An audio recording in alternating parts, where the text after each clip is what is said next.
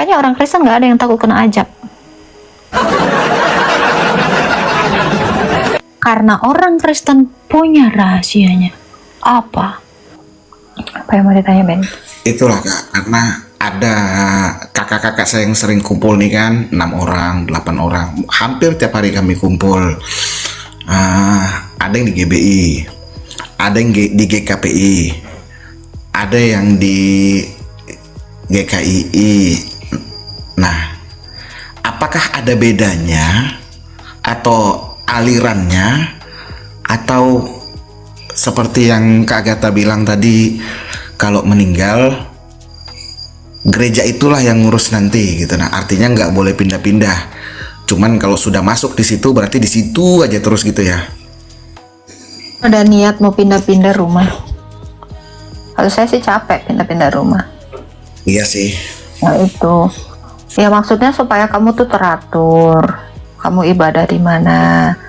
Karena gini, gereja itu tidak lantas seperti itu bukan bangunan ya. Gereja itu organisasi yang memantau kamu gitu loh. Kalau kamu tidak gereja, kamu kemana? Kan mereka akan mengurusi kamu. Karena kita ini adalah satu tubuh Kristus. Tangan itu bisa merawat kaki yang luka. Kaki membawa tubuh ini untuk berjalan. Seperti itulah fungsi satu tubuh Kristus. Makanya kenapa harus kamu itu juga bergereja atau beribadah pada satu gereja. Supaya kalau ada apa-apa dengan kamu, gereja itu bertanggung jawab atas dirimu. Kamu itu bersatu dengan tubuhnya Kristus, bukan bersatu dengan organisasi kayak organisasi apa gitu. Bukan seperti itu. Makanya pentingnya bergereja dalam satu gereja. Gitu. Kalau perihal dogma, kamu cari gereja yang mengajarkan ajaran para rasul, karena sekarang ini banyak sekali pengajar-pengajar sesat yang tidak mengenal Yesus dan mengajarkan Yesus yang lain. Karena ada begitu banyak Yesus yang diperkenalkan orang.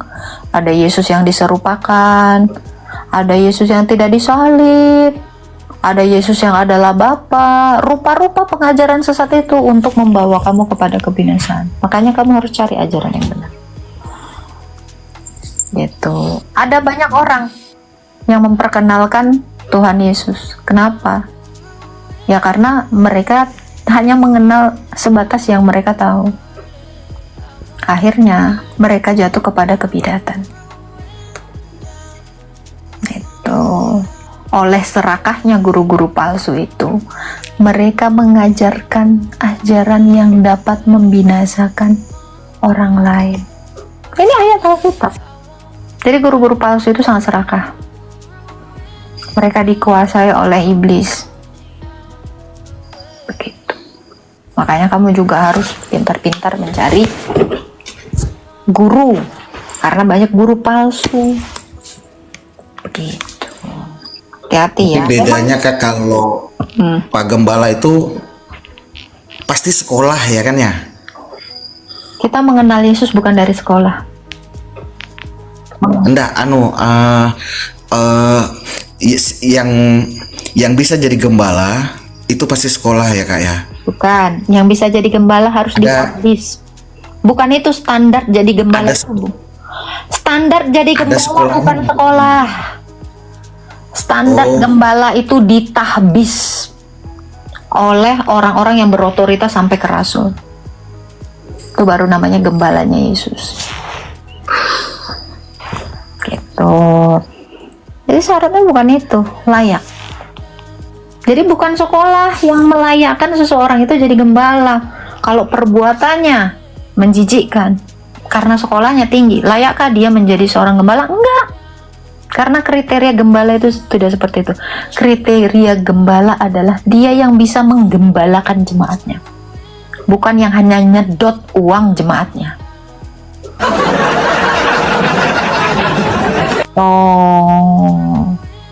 Standar gembala adalah dia ditahbis. Kalau dia ditahbis artinya dia layak oleh gereja. Gitu. Kalau pemikiran saya kan, wah, ada sekolahnya apa teologi kah apa namanya kan? Bukan. Artinya kalau menurut saya ini artinya tidak sembarang-sembarang ini, berarti kalau mau jadi gembala artinya ada sekolahnya gitu. Nah, Bukan, tapi dia mengerti firman Tuhan.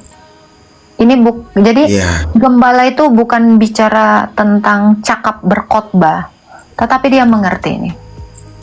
Mengerti apa yang diajarkan Yesus.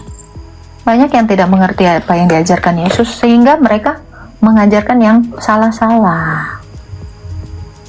Begitu.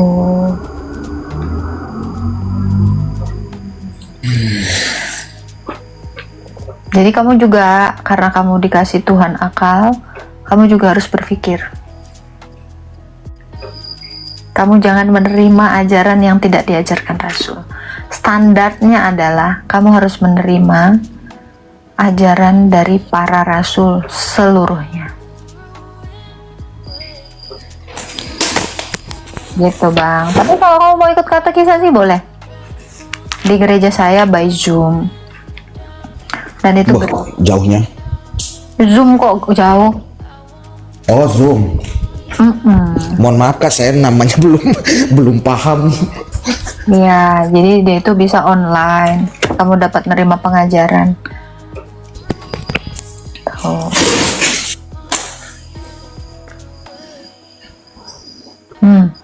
Gimana Bang? Karena banyak sekarang ini tuh kayak gitu kan. Nih, makanya saya tuh nggak pernah mau mendidik satu orang, abis itu dia dibaptis, terus dia hidup begitu aja salah-salan, nggak kenal Yesus dengan benar gitu, tidak masuk kepada gereja yang benar. Nah, saya nggak mau seperti itu. Itu artinya saya hanya membawa kamu kepada kebinasaan dengan ajaran yang salah. Gitu Bang. Karena gini Bang, Iya. banyak sebenarnya yang mau masuk Kristen, tapi dipaksa instan untuk Kristen. Saya sering dapat kasus gitu. Orang-orang menjadi percaya di room saya, terus sama ada orang-orang yang di bawah ini, ayo ke gereja saya langsung dibaptis tanpa tahu apa-apa. Kacau. Ujung-ujungnya ada masalah, dia balik mualaf lagi. Tuh. Jadi harus benar-benar kamu itu mengenal dulu. Kayak tadi kan dari awal saya bilang, kamu harus belajar, jangan buru-buru masuk Kristen. Jangan Kristen ikut-ikutan. Nah, itu Kak, saya tadi betul memang bilang Kak Gata, berarti kamu ikut-ikutan. Ya memang sih, karena saya di lingkungannya mereka dan baik, saya sudah ngambil kesimpulan. Saya juga sering ikut kerja bakti gereja. Saya itulah sering ikut acaranya mereka. Itulah makanya saya bilang, Pak Gembala, bisakah saya dibaptis? Kaget dia. Saya kira saya tidak diterima. Rupanya ada prosesnya, tidak sembarang-sembarang katanya. Sekarang ini Bukan kamu. sekarang ini bukan banyak kamu. Bang. Sekarang ini banyak ya Kristen instan. Banyak sekali saya lihat. Bahkan ada yang pura-pura Kristen supaya dapat duit. Nah, saya nggak suka gitu. Itu udah sering kok kejadian di TikTok tuh udah banyak. Nah, ini yang saya hindari adalah seperti itu. Masuk Kristen tapi ada motifnya gitu. Kalau kamu mau belajar, belajar. Kalau kamu nggak mau, Berarti mending dipelajari aja dulu Kak ya. banyak yang belajar di sini gitu, tapi berakhir di gereja yang tidak mengajar gitu. Nah itu, jadi dia menghadapi banyak masalah, dia tidak tahu cara menghadapinya. Kenapa? Karena iman dia tidak tumbuh pada pemahaman terhadap firman Tuhan, sehingga dia kalah dalam pertandingan hidupnya di dunia ini. Kalah maksudnya adalah dia melepaskan keselamatan yang sudah dari Yesus atau murtad dari Kristen. Banyak kasusnya seperti itu. Ditawarkan uang, tergiur, pindah agama. Ditawarkan perempuan, tergiur, pindah agama. Itulah yang sering dibawa nih sama mereka nih. Amsal 7 ayat 16 sampai 18. Ada perempuan yang yang menawarkan yang seperti itu. Itu maksudnya perempuan yang di situ itu adalah ilah-ilah lain yang menawarkan esek-esek. Ya, untuk orang-orang ya, mungkin kalau ada di sini yang suka bawa narasi sampai muak saya yang jelasinnya. Amsal 7 ayat 16 sampai 18 itu adalah ajaran ilah-ilah berhala yang mengajak orang-orang Kristen pada kebinasaan dengan ditawarkan pembaringan yang indah, permadani yang sudah ditaburi mur, wangi, enak-enak, iclik. Oh ya, ini Kak, saya buka. Ditaburi dengan mur, gaharu, kayu manis.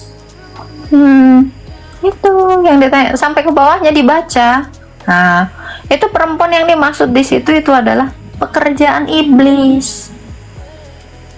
Ya, dia menyuruh umatnya, umat iblis ini untuk menggoda teruna-teruna itu, pemuda itu. Sehingga nah gitu. Itu kan yang ditawarkan kan, syahwat. Karena kelemahan manusia itu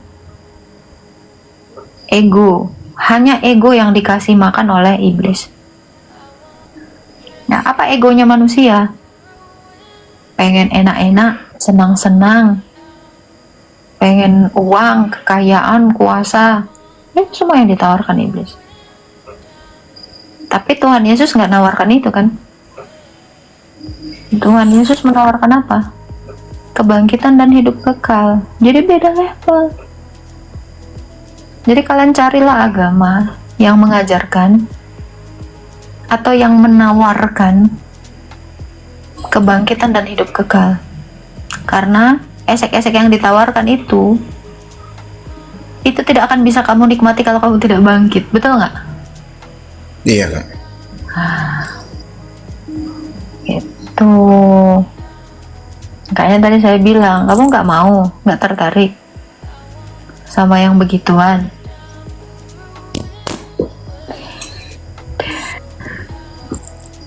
Itu adalah penawaran iblis. Kamu juga harus belajar dari situ. Tapi pelajaran tentang iman Kristen nggak berhenti sampai di situ. Bukan tentang beda surganya, gitu loh.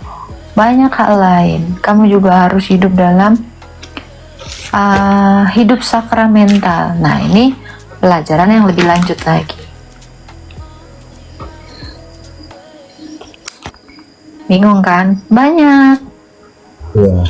Jadi belajar iman Kristen itu nggak langsung mengucapkan syahadat kayak sebelah masuk mualaf gitu. Nah, seperti itu. Sama, makanya tadi gembalamu itu bilang belajar dulu. Betul kan? Iya. Iya Kak Eliana, katekisasi ortodok itu memang Zoom, dari dulu Zoom. Tidak ada kelas offline ya. Kalau offline itu ibadah liturgi.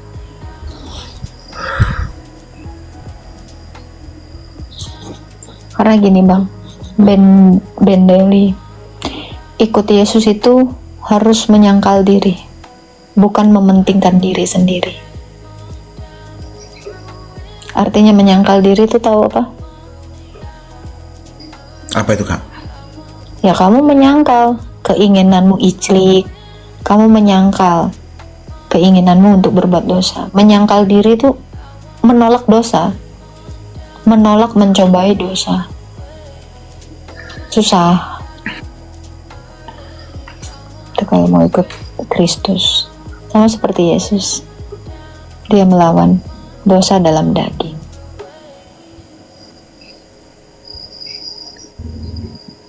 Nah, ini ada yang nanya nih.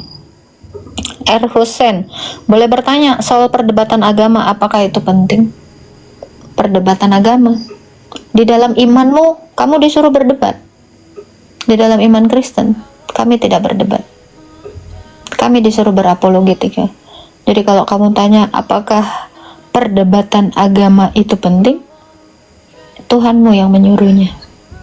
Kalau orang Kristen tidak berdebat. Itu Bang Hussein. Ada lagi Bang Ben Billy. Mungkin kamu mau belajar di sini boleh. Tentang Yesus boleh. Malu saya Kak kalau baru belajar terus di banyak orang dianggap. Saya itulah makanya sering ngajak ngomong kakak berdua atau Pak Gembala berdua. Kalau langsung rame itu kayak masih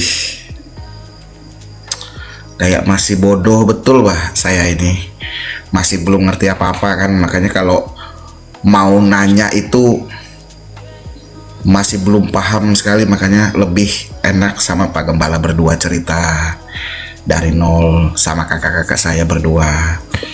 Itulah kalau di sini wah rame sekali orang. Terserah. Nah, bagus kalau memang mau berdialog dengan gembala atau dengan kakak-kakak rohani kamu boleh. Itu. Ya. Dan pertanyakan hal yang paling fundamental. Itu. Yang paling fundamental itu adalah Tuhan mana yang bisa memberikan keselamatan bagi saya. Itu. Setelah saya mati. Tuhan mana yang bisa menolong saya? Karena kita butuh Tuhan itu bukan sekarang lagi hidup aja kan? Tapi lebih daripada itu, kita membutuhkan Tuhan setelah kita mati. Itu. Kalau kamu sekarang ini waktu hidup, kamu bahkan bisa mengandalkan dirimu sendiri untuk bertahan hidup. Orang-orang yang ateis itu semuanya bertahan hidup tanpa mengandalkan Tuhan.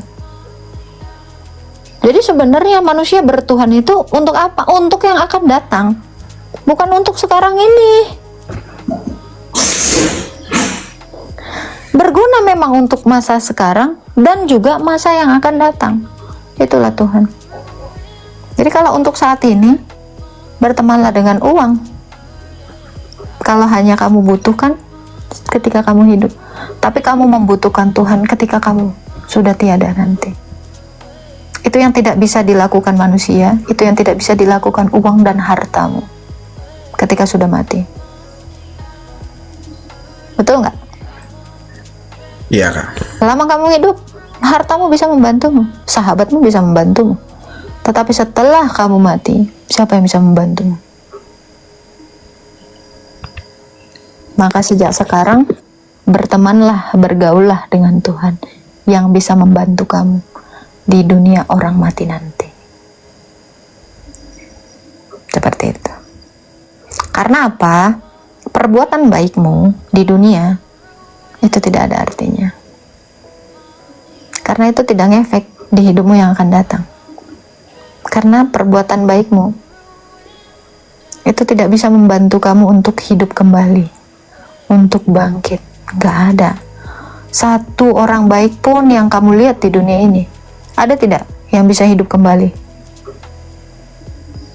Nggak ada. Ada. Tuhan Yesus. Nah, apa rahasianya? Nih. Kamu harus cari tahu apa rahasia Yesus kok bisa bangkit. Apa rahasianya? Ya, kayak kamu lihat ada orang sukses, kamu harus cari tahu apa rahasia dia sukses, betul nggak? Nggak mungkin kamu cari tahu apa rahasia orang yang bangkrut itu, nggak usah pakai rahasia. Karena orang bangkrut itu dengan sangat gampang. Apa rahasia orang mati, nggak usah ditanya. Karena lu ketemu ular kobra juga lu bisa mati abis itu, betul nggak? Iya. Tapi yang orang selalu tanyakan adalah rahasia yang berhasil. Orang-orang yang berhasil. Hanya Yesus yang berhasil bangkit dari antara orang mati dan tidak mengalami kematian lagi. Makanya kamu harus cari tahu apa rahasianya. What the secret? Itu. Oh, ternyata rahasianya adalah Dia Allah.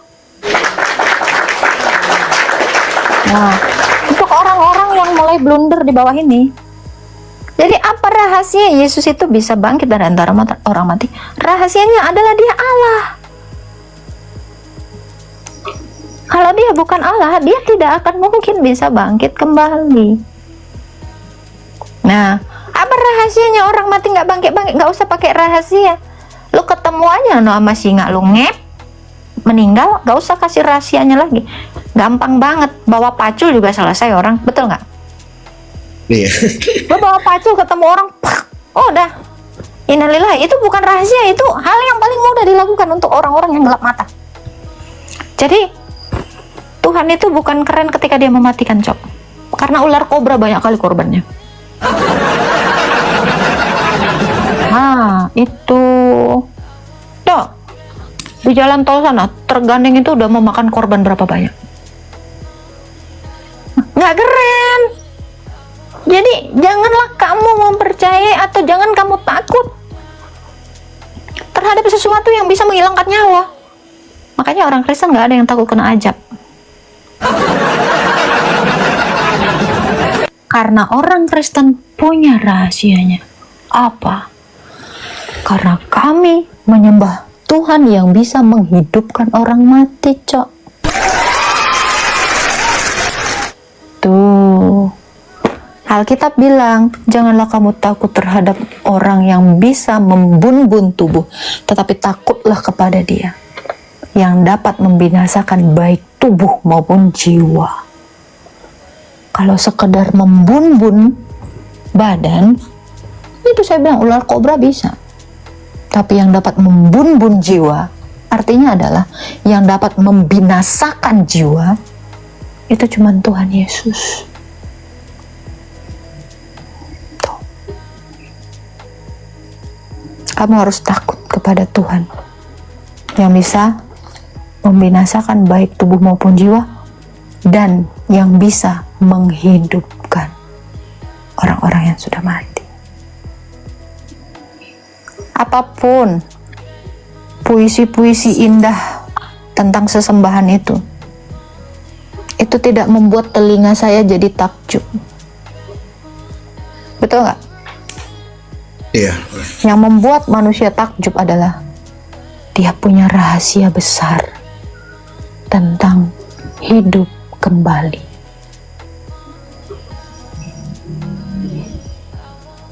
Kata-kata, oh dia maha ini, maha itu, maha ini, nanti dia begini-begini.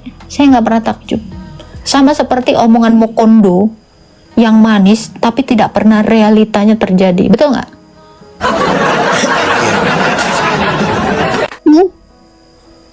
Modal omong doang. Jadi ngapain kamu takjub sama yang modal omong doang? Omdo. Makanya saya bilang, telinga saya nggak pernah tertarik dengan omongan-omongan yang tidak disertai bukti dan fakta. Kamu juga harusnya seperti itu, betul nggak? Iya, Kak. Kalau ada orang datang bilang, oh nanti kamu kerja sama saya, gaji kamu 8M, kamu akan begini, kamu menjadi karyawan begini, kamu begini, wah semua. Atau cuma omongan. Jangan takjub. Karena semua orang bisa berbuat gitu, betul nggak? Iya. Jangankan Tuhan, saya aja bisa ngomong, saya yang ciptain itu, saya nanti mau ngubah kamu gini. Tinggal ngomong coy, bikin aja nanti. Gitu. Tapi tentang pembuktian, makanya kenapa saya bilang kepada 532 orang di sini, kamu itu dikasih Tuhan akal. Jadi kalau kamu dikasih Tuhan akal, kamu jangan percaya omong kosong. Nah itu. Ya, jangan kamu takjub sama dongeng-dongeng nenek tua. Udah ada filsafat kosong. Itu cuman filsafat kosong. Nah, gitu. Banyak kan sekarang agama yang nawarin A, B, C, D, E, F, G. Tapi saya mau tanya sampai sekarang. Ini kalau ada RT 6 nggak sini? Ada si bandit, boleh nih. Pertanyaan cuma satu. Apa timbangan yang digunakan supaya kamu masuk surga?